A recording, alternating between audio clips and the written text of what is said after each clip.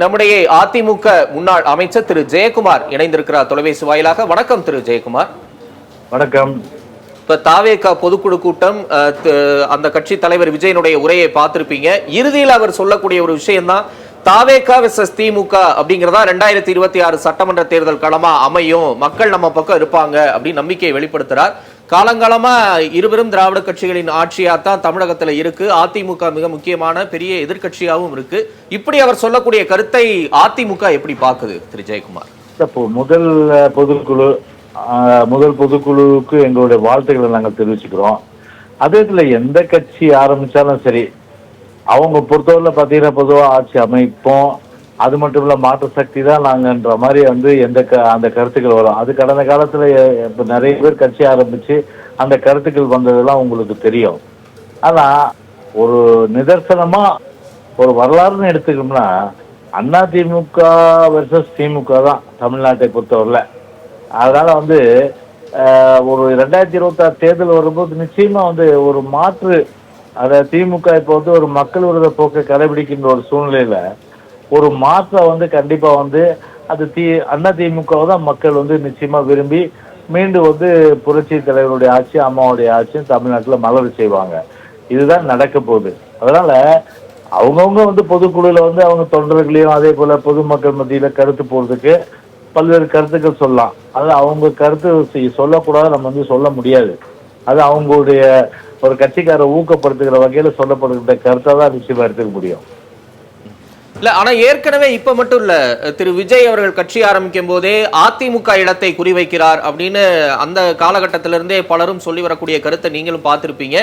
இப்ப அவரே ஒரு ஓபன் டிக்ளேரா சொல்றாரு, அதிமுக இடத்தை நோக்கி தாவேகா நகர்கிறதா, இல்ல திமுக எதிர்ப்பு வாக்குகளை வாங்குவதில் யாருக்கு போட்டி, இவர் அதிகமான விமர்சனத்தை முன் வச்சு அந்த இடத்துல இன்னும் கொஞ்சம் தீவிரமா செயல்படுகிறார் அப்படின்ற கருத்துக்கள்லாம் வர தொடங்குதே. ஒருவேளை மக்கள் திமுக எதிர்ப்புல விஜய் மேல நம்பிக்கை வைப்பதற்கான வாய்ப்பு இருக்கு அப்படின்னு நீங்க நினைக்கிறீங்களா அரசியல் களத்துல? இல்லைங்க, இப்போ ஒரு ஆட்சி, அதுவும் இப்ப இருக்கிற ஒரு கொடுங்கொன்மையான ஒரு அரசு, மக்கள் விரோத அரசு, சட்ட ஒழுங்கு முழுமையா பாதிக்கப்பட்டு மக்களுக்கு ஒரு பாதுகாப்பு இல்லை. விலைவாசியில இருந்து, சொத்து வரியிலிருந்து, வீட்டு வரியிலிருந்து, மின்சார கடந்து, தேர்தல் வாக்கு நிறைவேற்றி எதுவுமே செய்யல. மக்கள் விரோத அரசு நடத்திட்டு இருக்கும்போது அதை இயற்கையா விமர்சனம் பண்றதுதானே செய்வாங்க. அந்த விமர்சனங்கள் பண்றதால மட்டுமே ஒரு மாற்று சக்தியா உருவெடுக்க முடியுமா சொல்லுங்க? அது விமர்சனங்கள் பண்றாங்க, ஆனா மக்கள் சீர்தூக்கி பார்ப்பாங்க. அதாவது நாட்டுக்கு எது தேவைன்னு அப்படி பார்க்கும்போது கண்டிப்பா பாத்தீங்கன்னா ஏற்கனவே 30 வருஷம் ஆந்திர கட்சி தமிழ்நாட்டை பொறுத்தவரை. ஸோ எங்களுக்கு தான் ஒரு அந்த வாய்ப்பு 2026 கொடுப்பாங்க. அதே போல அதிமுக வர்சஸ் டிஎம்கேன்ற மாதிரி தான் அந்த களம் அமையும். இல்ல, எம்ஜிஆரோட ஒப்பிட்டு எல்லாம் விஜய பேசுறாங்களே இன்னைக்கு பலரும். அவரே சொல்றாரு 67 77 மாதிரி 2026 ஒரு மாற்றம் வரும். எம்ஜிஆர் இன்னைக்கு நடந்தது கூட Ramachandra convention centre. So MGR மாதிரி விஜய் வருவாருன்னா அங்கேயே பேசுறாங்க. அப்படி வருவாரா? அதுதாங்க இப்போ எங்களுக்கு எவ்வளவு பெருமையா இருக்கிறது. அதாவது எங்க ஒரு தலைவர், புரட்சி தலைவர் எம்ஜிஆர் பொறுத்தவரையில ஒரு மாபெரும் சக்தி.